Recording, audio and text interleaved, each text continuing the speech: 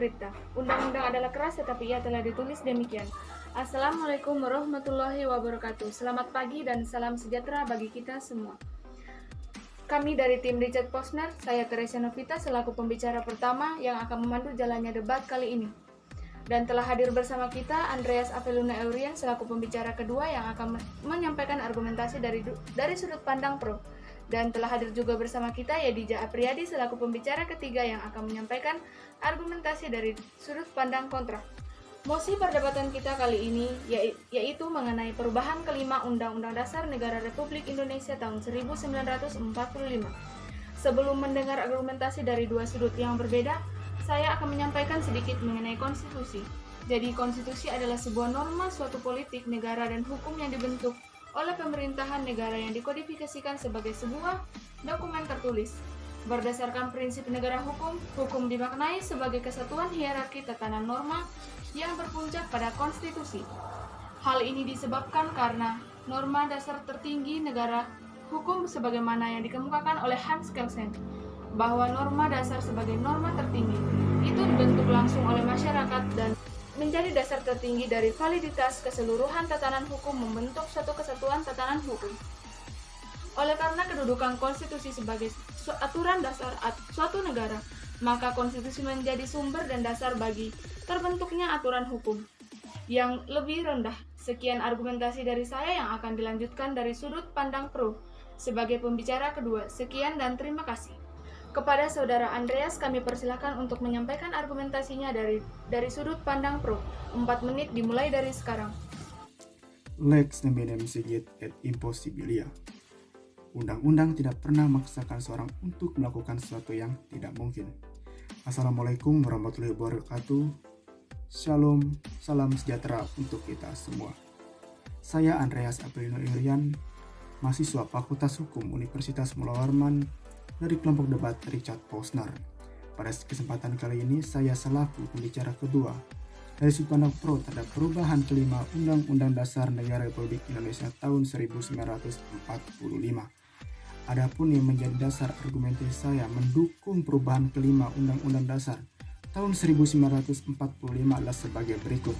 Yang pertama, dengan perubahan kelima ini dapat memperjelas kembali akan sistem pemerintahan di Indonesia, yaitu sistem presidensial, di mana dalam sistem presidensial presiden tidak hanya menjadi kepala negara tapi sekaligus menjadi kepala pemerintahan.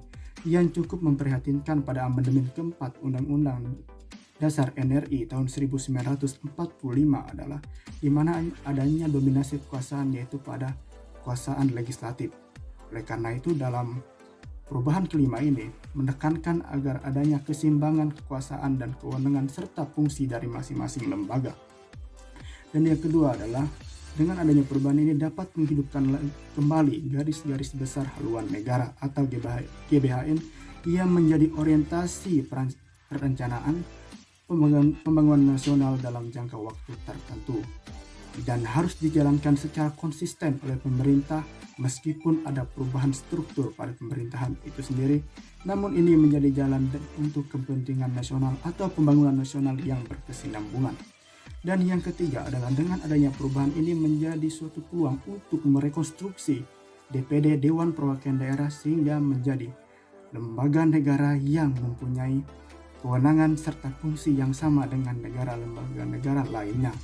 Karena perlu kita ketahui juga pada amandemen keempat DPD mempunyai kekuasaan yang sangat bersifat limitatif atau terbatas, sehingga oleh karena itu DPD tidak dapat bekerja secara maksimal dalam melakukan suatu perubahan daerah pada tingkat nasional. Oleh karena itu pada perubahan kelima ini dapat memantapkan kembali fungsi DPD sehingga mempunyai fungsi yang sama rata seperti lembaga negara yang diatur secara konstitusional. Dan yang keempat adalah yaitu dengan adanya perubahan kelima Undang-Undang Dasar Negara Republik Indonesia tahun 1945 ini, di mana diberikan kesempatan kepada lembaga komisi-komisi yang bersifat ad hoc seperti KPK mempunyai derajat secara konstitusional, dalam artian komisi-komisi tersebut tidak lagi diatur pada undang-undang melainkan diatur pada perubahan kelima Undang-Undang Dasar Negara Republik Indonesia tahun 1945 sehingga marwah dari komisi-komisi ini menjadi lebih semakin terjaga akan eksistensinya dan mempunyai derajat secara konstitusional. Dan yang terakhir adalah dengan adanya perubahan kelima ini juga menekankan dan mempertegaskan kembali akan penjaminan hak asasi manusia, di mana yang pada faktanya adalah pada amandemen keempat Undang-Undang Dasar RI tahun 1945 ini belum memantapkan akan penjaminan hak asasi manusia, dan masih banyak hak-hak warga negara yang belum semua dapat terpenuhi. Padahal senyatanya dari ciri-ciri negara hukum adalah adanya pemenuhan terhadap hak-hak serta penjaminan pada hak asasi manusia. Itulah beberapa poin penting yang menjadi dasar perlunya ada perubahan kelima Undang-Undang Dasar Negara Republik Indonesia. Karena perlu kita ketahui bahwa hukum itu selalu berjalan simultan dengan proses perkembangan zaman serta masyarakat. Adapun perubahan ini penting karena demi untuk mencapai apa yang menjadi tujuan para founding father serta masyarakat Indonesia, yaitu menuju masyarakat adil, makmur, sejahtera. Itulah beberapa hal yang penting menjadi dasar kenapa pentingnya atau urgensi dari perubahan kelima Undang-Undang Dasar tahun 1945. Terima kasih. Terima kasih kepada pembicara kedua dari sudut pandang pro yang telah menyampaikan argumentasinya. Baiklah, selanjutnya kita berikan kesempatan kepada pembicara ketiga untuk menyampaikan argumentasi melalui sudut pandang kontra. Kepada Saudara Yedija kami persilakan 4 menit dari sekarang. Ubi societ ibius, di mana ada masyarakat, maka di situ ada hukum. Assalamualaikum warahmatullahi wabarakatuh. Shalom, salam sejahtera untuk kita semua.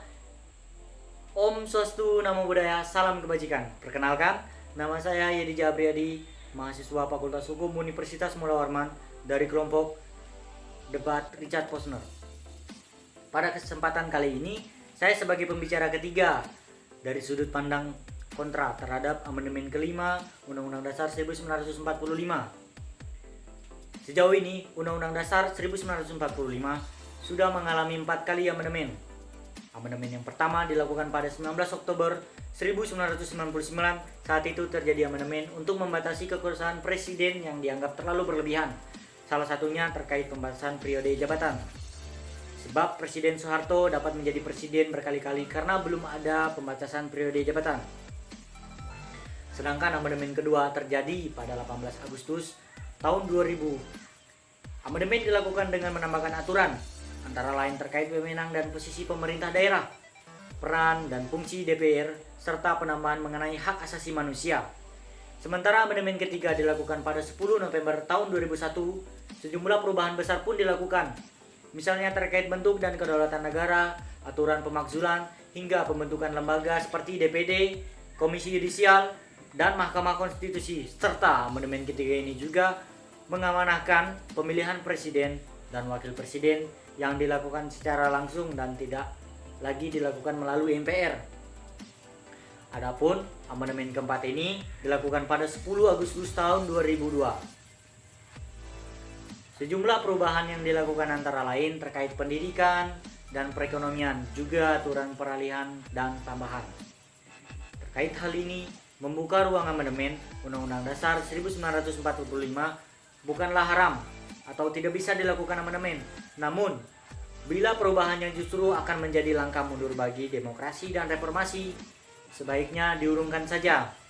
Tak hanya sekedar amandemen Undang-Undang 1945, namun juga wacana garis besar haluan negara atau GBHN turut disinggungkan untuk dihidupkan kembali.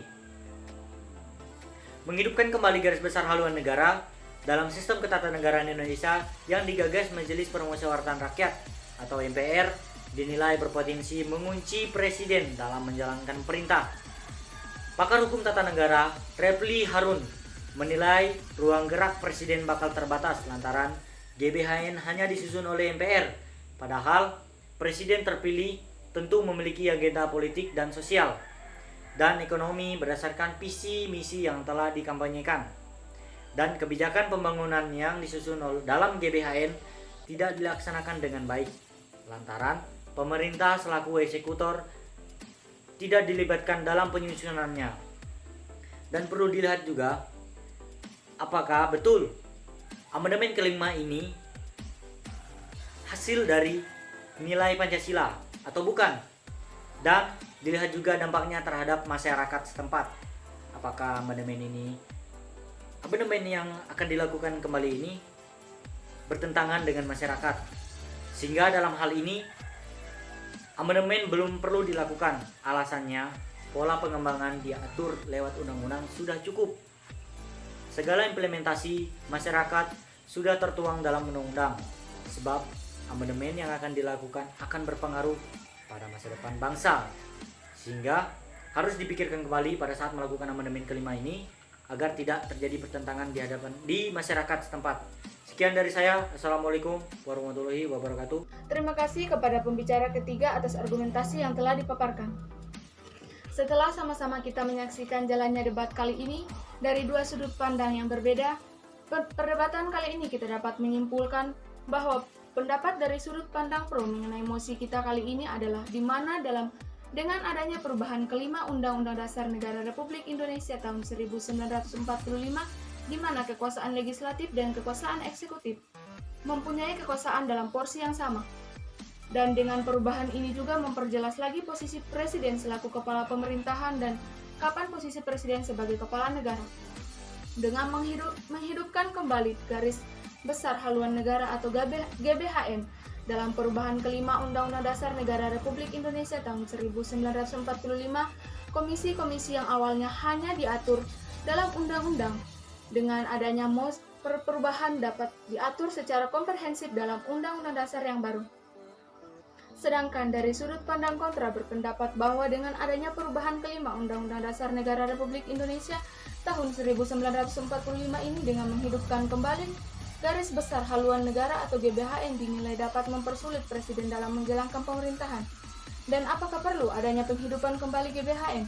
Sedangkan pada masa sekarang presiden dipilih langsung oleh rakyat, berbeda ketika era GBHN masih berlaku, di mana presiden dipilih oleh MPR, dan wajar saja MPR membekali presiden dengan GBHN dalam menjalankan roda pemerintahan dan pembangunan. Sekian argumentasi yang dapat kami sampaikan terkait mosi debat kita hari ini tentang perubahan kelima Undang-Undang Dasar Negara Republik Indonesia tahun 1945. Kami dari tim Richard Posner mengucapkan terima kasih. Selamat pagi dan salam sejahtera bagi kita semua.